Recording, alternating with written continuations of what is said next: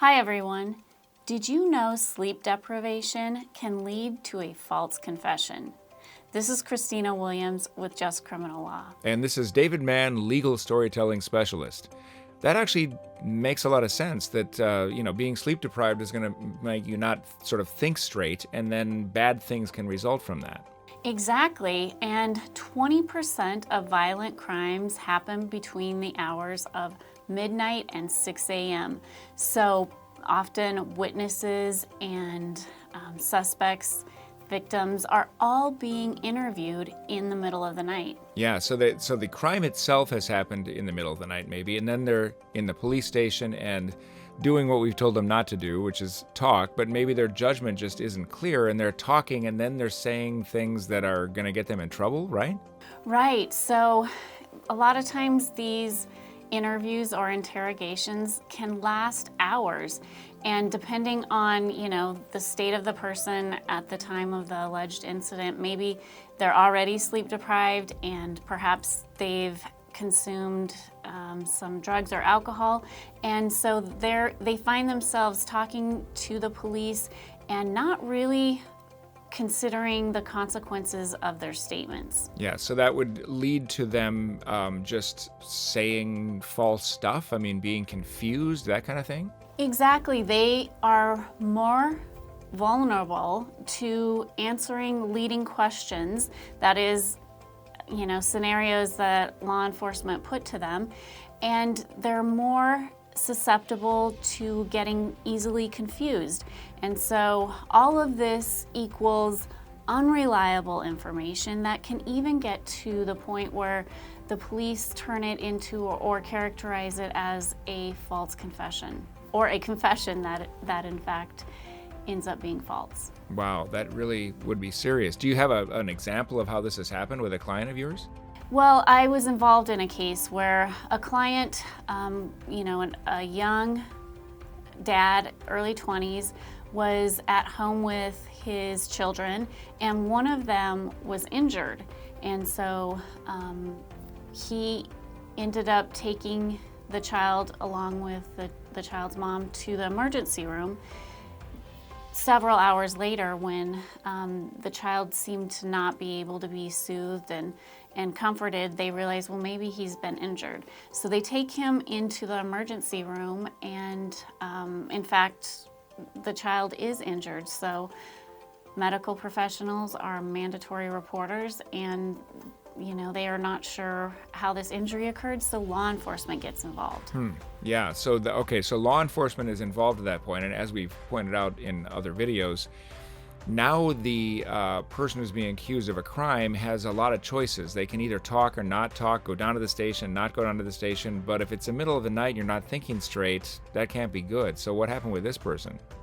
Right, so this person had been up all night with the child, and then this was the early morning hours, and both parents are very concerned for the child, and what's happened is actually unintentional and an accident.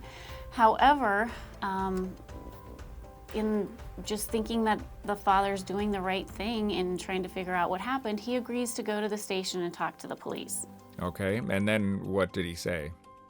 Well, it's just like we mentioned earlier, the interview, which is very, friendly, soon turns into an interrogation, which is not so friendly, and the officers are blaming him for the injury to the child, and he feels horrible, and they start asking him leading questions, which, he just off the cuff agrees to. Who knows what he's thinking in the back of his mind. He's worried about his son at the hospital, and the next thing you know, the police have created a narrative where, he admits to getting too rough with the child, and those words never came out of his mouth. Those were the words of the police. The child was crying and upset, and he was soothing him at different times of the night, trying to get him to go to sleep before the accidental injury occurred. And so, they were talking about all this stuff and how frustrating it must have been, and just really building this narrative of what happened ultimately was because he was frustrated and angry and got too rough with the child. And And those words were never his words, but he didn't disagree with what law enforcement. So he might have had a clearer head if it had been the middle of the day and he'd been calmer, but we presume he was probably sleep deprived. And I think what you're saying here is that after the fact, when an attorney goes back and works with this defendant, they can find these parts of the story that don't really add up or that may have been done under duress and sleep deprivation. And that's where they need someone like you, right? Right. I mean, when we get, a case where it really doesn't look like the conclusions that the law enforcement officers are making match up with what the client says happened later on when, they've had a chance to reflect on what they were accused of and what they meant when they answered those questions, we try to find out why. And so we can actually file to suppress those types of statements. There's a couple avenues to be able to do that if you have an experienced attorney, where you can keep those statements out, or in the alternative, you can help explain to the jury what really happened. That these are not the client's words, that these were in fact words that were fed to him and he acquiesced in, or he just got confused about the question and law enforcement turned it into something that it wasn't. But you really need an attorney who's able to put that narrative together and help it make sense for the jury.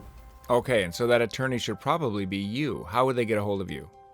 Sure, we'll include a link in the description where they can call, text, or chat with a member of my team anytime, day or night. Here at Just Criminal Law, we know you only get one shot at justice, so make yours count.